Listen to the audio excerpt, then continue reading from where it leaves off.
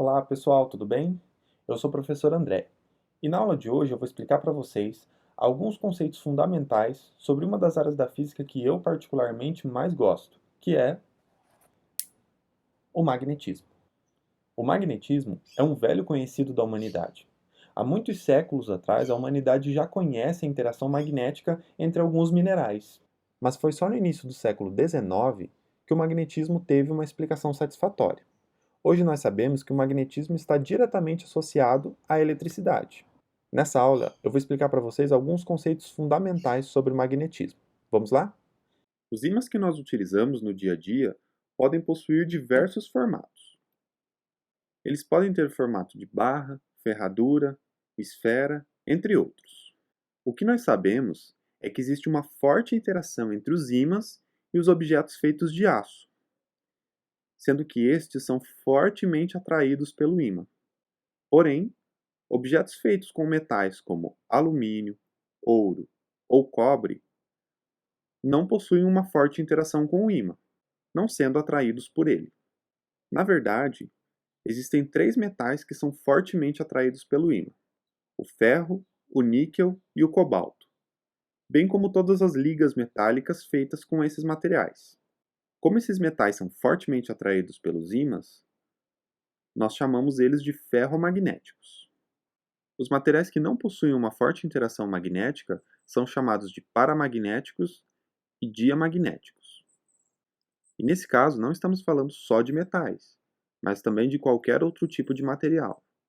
Uma coisa muito importante que devemos saber sobre os ímãs é que eles possuem dois polos, um polo chamado de norte e o outro chamado de sul. Muitas pessoas podem querer associar o polo norte a um polo positivo e o polo sul a um polo negativo, mas isso não é verdade. Nós temos polos positivos e negativos quando falamos em eletricidade. No magnetismo, o nome dos polos é norte e sul, sem qualquer associação com os polos positivo e negativo da eletricidade. Para qualquer formato de ímã, sempre existirá um polo norte e um polo sul. Agora eu tenho uma pergunta muito importante para fazer para vocês. Será que nós podemos separar os dois polos de um ímã, levando o polo norte para um lado e o polo sul para o outro? Não. Definitivamente nós não podemos fazer isso. Até hoje, nunca foi encontrada evidência da existência de um monopolo magnético, ou seja, um polo norte isolado ou um polo sul isolado. O que nós temos são dipolos magnéticos, ou seja, um polo norte sempre vai ser encontrado juntamente com o polo sul. Na verdade, não existe uma separação onde um pedaço do ímã é o polo norte e o outro pedaço é o polo sul. Nós fazemos essa separação em cores para ficar mais visível, mas essa separação não existe. Na verdade, o ímã possui as mesmas características em todas as suas partes. O que acontece é que em uma extremidade nós temos o polo norte e na outra extremidade nós temos o polo sul. Na verdade, é mais fácil pensarmos no ímã como uma orientação, uma seta que aponta do sul para o norte. Mas o que acontece se nós dividirmos um ímã? Vamos ver. Vamos dividir esse ímã maior em duas partes. O que acontecerá com essas duas partes menores?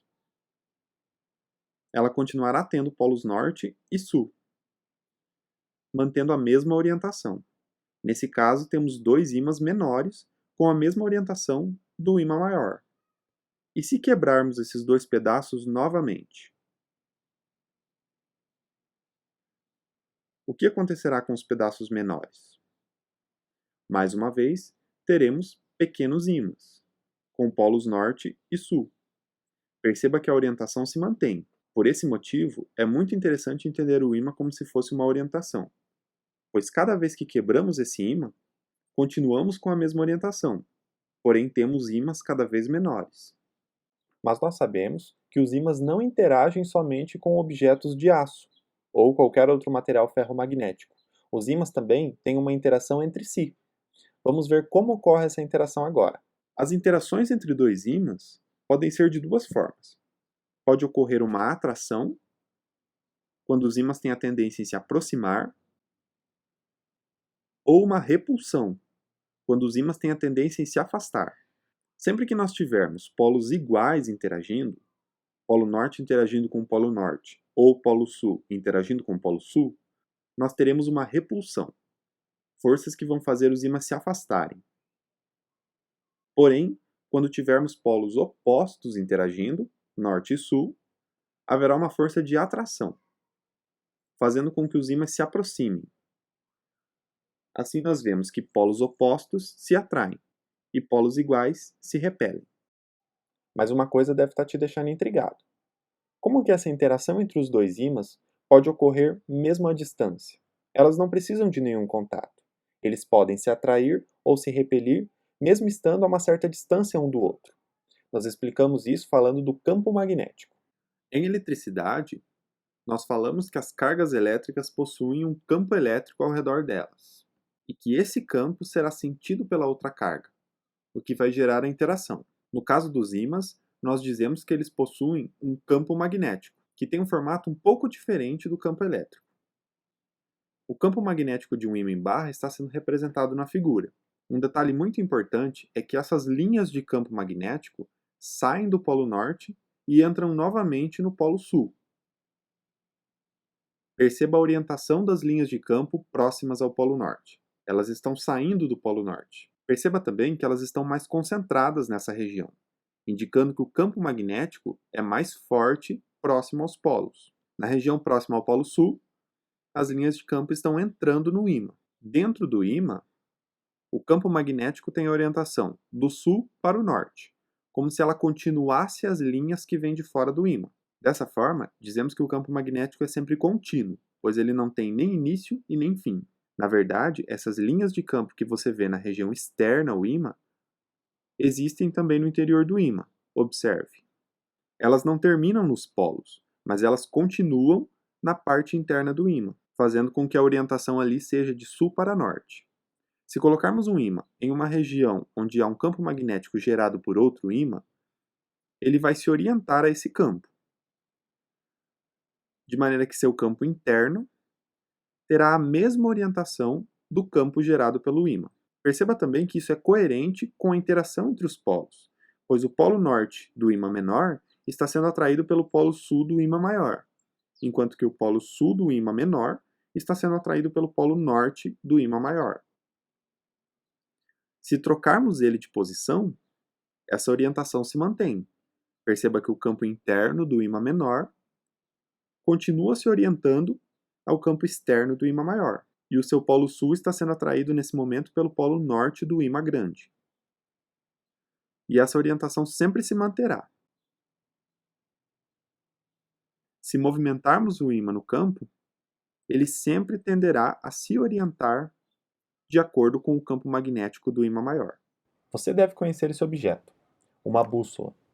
A humanidade utiliza objetos parecidos com esse para se orientar há muitos e muitos anos. Mas você sabe como funciona uma bússola? Talvez você não saiba que a agulha de uma bússola é, na verdade, um pequeno ímã, e ela é orientada pelo magnetismo da Terra. O planeta Terra também é um grande ímã.